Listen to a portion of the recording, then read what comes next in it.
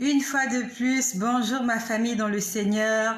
Je vais vous faire des vidéos toute la journée jusqu'à terminer ce que le Seigneur m'a dit dans la nuit du 31 décembre au 1er janvier 2021 pour son peuple.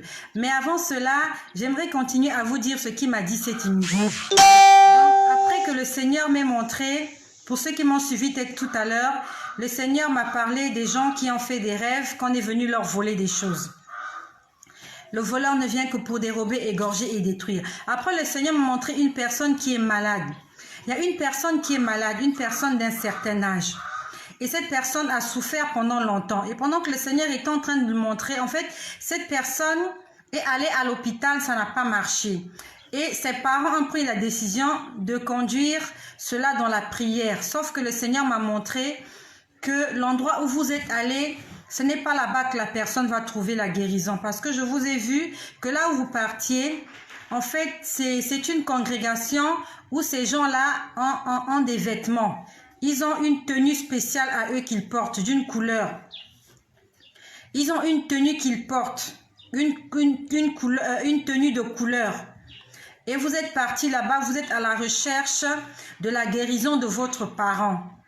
Et le Seigneur m'a montré que cette église-là n'est pas une église attitrée du Seigneur. Ces gens-là ne prient pas Jésus-Christ en esprit et en vérité.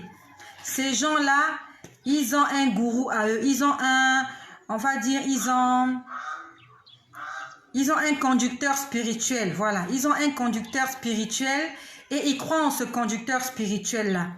Le Seigneur Jésus-Christ a dit, je suis le chemin. En dehors de lui, il n'y a pas un autre chemin. En dehors de Jésus-Christ, il n'y a personne d'autre qui peut sauver cette personne qui est malade dans ta famille. Peut-être que c'est de toi qu'il s'agit. Tu étais à l'hôpital, l'hôpital n'a pu rien faire pour toi. Tu as fréquenté plusieurs médecins, plusieurs hommes et femmes de Dieu, ça ne marche pas. Et actuellement, là où tu es en train de partir, on m'a montré que tu es en train de partir dans une église, dans une certaine congrégation où les gens s'habillent d'une certaine manière. Ils s'habillent d'une certaine façon, ils ont un vêtement. Ce n'est pas là-bas que se trouve le salut. La dernière fois, le Seigneur nous a parlé, pour ceux qui se rappellent, nous a parlé de cette sœur, cette maman de plus de 60 ans qui était en train de fréquenter une église où on s'habille en vert et blanc. Le Seigneur a dit que là-bas, il y a l'idolâtrie. Parce que la personne qu'ils adorent, ce n'est pas Jésus-Christ. Et encore quelque temps de cela, je vous ai parlé comment le Seigneur, guidé par l'Esprit un matin, il m'a demandé de parler à une femme. Une femme qui priait quelque part là où on s'habille en jaune. Et ils adorent ce père spirituel-là. Ils portent des vêtements jaunes qui ont l'effigie, qui ont la figure de ce monsieur sur leurs habits. J'étais en train de parler à cette sœur-là pour lui demander de revenir au Seigneur avant qu'il ne soit trop tard. Et aujourd'hui, le Seigneur est en train encore de parler d'une personne malade. D'une personne malade qui est allée dans un groupement de prière, là où les gens s'habillent d'une certaine manière. Ce n'est pas là-bas que tu vas trouver le salut. Ce n'est pas là-bas qu'il y a le salut. Le salut est en Jésus-Christ. Et pendant que je vous parle, j'aimerais vous faire un témoignage. Nous sommes en 2021, mais en 2020, un midi, et je sais qu'il y a des gens qui peuvent confirmer cela, mais malheureusement, ils ne sont pas connectés. Il y a Grace Pangou qui peut confirmer cela. Il y a Sarah Pangou qui peut confirmer cela. Et il y a son frère aussi, je crois qu'il s'appelle Hervel, quelque chose comme ça, qui peut confirmer ces choses-là. Il y avait leur tante qui était malade. Avant 2020, en fait, je ne les connaissais pas vraiment. Ils me connaissaient de visage, mais moi, je ne les connaissais pas. Et pendant les grandes vacances, j'ai reçu une sœur à moi qui est venue passer, je crois, une semaine à la maison, Sarah. Et pendant qu'elle était à la maison, sa cousine est venue à la maison, Grace Pangou. Et pendant que Grace était à la maison, Grace nous avait donné ce sujet de prière pour sa tante Sylvie qui était malade. Et on avait prié pour sa tante. Tout le temps qu'elle est restée à la maison, on intercédait pour sa tante afin que le Seigneur la guérisse. Puis après le séjour, elles sont reparties. Et elles étaient venues à la maison, je crois, au mois de septembre. Octobre, je crois que c'était octobre ou novembre 2020, un midi, Le Seigneur, c'était à midi, j'avais pris ma pause déjeuner. J'étais au bureau. Et le Seigneur me dit, va à l'hôpital. Il me dit, va à l'hôpital, tu vas voir une femme, elle est allongée à côté d'une fenêtre et tu vas prier pour elle. C'est le Seigneur qui me l'a dit ce midi-là. J'ai oublié la date. Il m'a dit ce midi, va rapidement à l'hôpital. C'était l'hôpital militaire. Il m'a dit, va à l'hôpital militaire. Il y a une femme que tu vas trouver dans la salle. Elle est à côté de la fenêtre. Va prier pour elle. Je suis allée à l'hôpital. Je me suis dit que j'allais trouver une femme à côté de la fenêtre. Mais j'ai demandé au Seigneur, j'ai dit, Seigneur, si je vais et que cette femme-là est accompagnée d'une autre personne, j'aurai du mal à l'aborder. Parce que je ne la connais pas. Tu ne m'as même pas donné son nom. Lorsqu'il m'a donné son nom, j'ai entendu « I ». Vraiment, il me l'a donné son nom pendant que je roulais. J'étais en voiture avec le bruit de la voiture. J'ai entendu « I ». Je sais qu'il y avait un « I » dans son nom. Il y avait un « I ». Je n'ai pas bien entendu le prénom. J'ai entendu « I ». Je suis partie à l'hôpital, je suis entrée, j'ai commencé à faire la ronde de toutes les salles. Parce qu'il m'avait exactement expliqué que c'était en médecine, ils ont des noms là. Il m'avait expliqué là où je devais partir. Je suis allée dans cet endroit-là, j'étais en train de longer les couloirs, je cherchais une femme allongée à côté de la fenêtre. Mais je priais dans mon cœur, j'ai dit Seigneur, il faut qu'elle soit seule. Je m'arrêterai pour la femme que je trouvais à côté de la fenêtre mais qui est seule. J'ai longé le couloir, il y avait plusieurs salles. J'étais en train de regarder. La majorité des malades étaient accompagnés parce que c'était l'heure des visites. Et il n'y avait qu'une seule salle où il n'y avait pas de garde malade. Il y avait 3 malades dans la salle. Il y avait 3 malades et il y avait une seule garde malade. Sauf que parmi les deux, il y avait une dame qui était à la fenêtre, l'autre n'était pas à la fenêtre. J'ai fait le tour, je suis allée une fois, je suis revenue, j'ai regardé toutes les salles. Je me suis dit, c'est justement la salle où il y a, au lieu qu'il y ait 3 gardes malades, il n'y a qu'une garde malade pour 3 malades dans la salle. Je me suis dit que c'était cette salle-là. C'est un témoignage que je vous rends. Je suis entrée dans cette salle-là. Je suis allée vers la fenêtre. À la fenêtre, il y avait 2 malades. Il y avait une malade qui causait avec sa parente et il y avait l'autre malade qui était seule. Je suis allée vers la dame qui était seule. Je lui ai donné je lui ai posé la question si elle s'appelait, je ne sais pas, j'ai donné un prénom comme ça. Elle m'a dit non, je ne m'appelle pas comme ça. À ce moment-là, je voulais sortir. En voulant sortir, il y avait une autre malade qui était vers la porte. Le Seigneur m'a demandé de m'arrêter pour lui parler. Je lui ai dit, maman, est-ce qu'on vous appelle? J'ai donné un nom. Elle m'a dit non. J'ai dit, mais comment on vous appelle? Elle m'a dit, je m'appelle, je crois, Belle-Vie. Voilà, Belle-Vie. Elle m'a dit, je m'appelle Belle-Vie. Je lui ai dit, maman, Belle-Vie, moi, je n'ai personne de malade à l'hôpital. Mais le Seigneur, pendant que j'étais au bureau, m'a demandé de venir ici. Allume la lumière, s'il te plaît. Le Seigneur m'a demandé de venir ici pour prier pour une dame. Mais la dame est à côté de la fenêtre. Mais son nom sonnait I. Je lui ai dit, Belle-Vie, j'ai dit peut-être que c'est toi. Mais le Seigneur m'a dit que c'était quelqu'un qui était à la fenêtre. Je lui ai dit, est-ce que je peux prier avec toi, maman Belle-Vie? Elle m'a dit, il n'y a pas de problème. On a commencé à prier avec maman Belle-Vie. On a prié avec elle. Et lorsqu'on a prié avec elle, excusez-moi, il commence à faire nuit ici, il menace de pleuvoir. Ah bah, pas mon téléphone rouge. Alors, j'ai prié avec cette maman Belle-Vie. Je lui ai parlé de Jésus. Excusez-moi, il commence à faire sombre, donc je suis obligée d'allumer un peu de lumière. J'ai commencé à parler avec maman Belle-Vie. Je lui ai parlé de Jésus. Elle a accepté le Seigneur. On a fait la prière ensemble.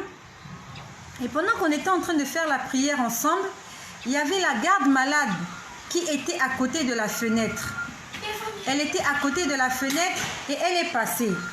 Elle m'a vue en train de faire la prière avec cette maman Belle-Vie là. Et lorsqu'elle me voit faire la prière, elle se retourne et elle me regarde. Lorsqu'elle me regarde, elle me reconnaît. Elle me dit, c'est maman Estelle. Je lui ai dit, oui, c'est moi. Elle me dit, oui, c'est moi. Je lui dis, oui, c'est moi. Et après, elle me dit, maman Estelle, ça fait longtemps que je cherche à te rencontrer. Je lui ai fait signe d'attendre que je finisse de parler avec maman Belle-Vie. J'ai fini la prière avec cette sœur Belle-Vie qui était malade. Elle avait des problèmes, je crois, de poumons. Elle ne savait plus trop ce qu'elle avait, mais bon, elle avait des problèmes de santé. Quand j'ai fini de prier avec cette sœur Bellevie, je suis sortie, je suis allée dans la cour. Et dans la cour, j'ai rencontré cette garde malade-là qui était dans la même salle. Elle me dit, maman Estelle, je te connais. Je te connais et ça fait longtemps que j'ai envie de te rencontrer. Et je vous parle sous le contrôle du Seigneur. Je n'avais personne de malade à l'hôpital. C'est le Seigneur qui m'avait envoyé à l'hôpital prier pour une femme à côté de la fenêtre. Et elle me dit, maman, ça fait longtemps que je veux te rencontrer. J'ai dit, mais qu'est-ce que tu fais là? Elle s'est présentée. Elle est la fille d'un pasteur. Elle est la fille du pasteur Pangou Landry. Landry Pangou. Et elle est la nièce de l'apôtre Pangou, Paulin Blanchard. C'est sa nièce. Elle s'appelle Marina. Elle m'a dit, maman, ça fait longtemps que je veux te rencontrer. Je suis ici avec ma tante qui s'appelle Sylvie. Je me suis dit, mais elle est où ta tante? Elle me dit, non, mais nous sommes dans la même salle, mais nous sommes à côté de la fenêtre. Je lui ai dit, ah, donc c'est pour elle que le Seigneur m'a envoyé ici. On est reparti dans la chambre. J'ai parlé avec maman Sylvie. Je lui ai dit que partout où elle était allée, elle n'a pas trouvé la guérison parce que le Seigneur l'attendait dans sa maison. Je lui ai dit, maman, si tu ouvres ton cœur, si tu invites Jésus dans ta vie et tu fais de lui ton Seigneur, ton Sauveur aujourd'hui, Jésus-Christ va non seulement te guérir, mais il va te sortir de cet endroit, il va te prouver que c'est lui qui est Dieu. Vous avez fini de l'argent partout où vous êtes promené, vous n'avez rien trouvé, mais le Seigneur aujourd'hui, il te dit que tu es dans cet état parce que tu avais endurci ton cœur. Il faut que tu puisses ouvrir ton cœur et demander pardon à ceux à qui tu as fait du mal et aussi pardonner ceux-là qui t'ont fait du mal. Nous avons prié ce jour-là avec maman Sylvie. Elle était à côté de la fenêtre. Lorsqu'on entrait dans la salle, elle était du côté gauche, juste à côté de la fenêtre. Et du côté droit, il y avait aussi une autre dame. J'ai oublié son prénom. Mais toutes, elles avaient des i dans leur prénom. Il y avait Bellevie, il y avait Sylvie et il y avait, je crois, Patricia. Oui, il y avait Patricia. J'ai prié avec maman Sylvie. Elle a accepté Jésus-Christ comme Seigneur et Sauveur. Et aujourd'hui, 2 janvier, que je vous parle, elle est sortie de l'hôpital. Elle est bien portante et elle a pris la décision de suivre Jésus-Christ. Là où le Seigneur t'envoie, il faut que tu y ailles. Il y a des gens, le Seigneur a dit qu'il y a des gens. Il y a des gens à qui il veut faire justice, mais en passant par nous. Si nous nous taisons, si nous n'allons pas vers ces gens-là, si nous n'obéissons pas à la voix du Seigneur, ces gens vont mourir et leur âme nous sera redemandée. Le Seigneur va nous redemander ces âmes-là, comme il a parlé hier à Pamela.